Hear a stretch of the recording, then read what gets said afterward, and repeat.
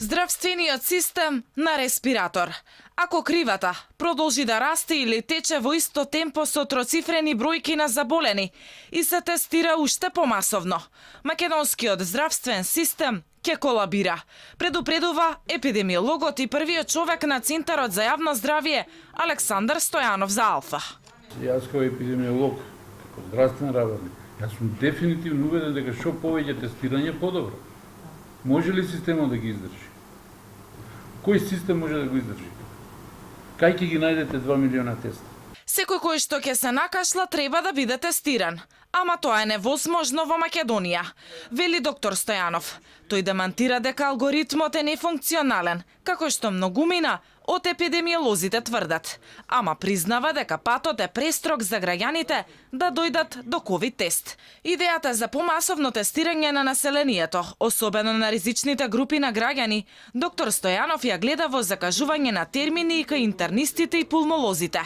Но проблемот е големата злоупотреба на алгоритамот и недостигот на медицински кадар.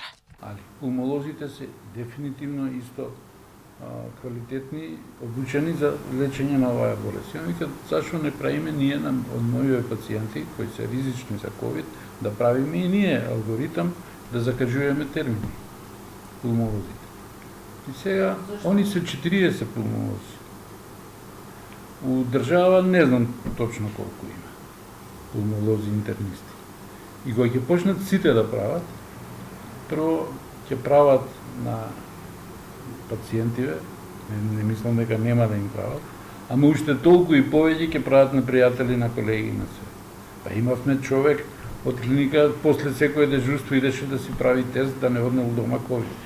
Мислам, се злоупотребуваше. Чекањето по една недела за резултатите на ПСР тестовите дополнително ја тежнува состојбата, но и ги револтира потенцијалните заболени од корона.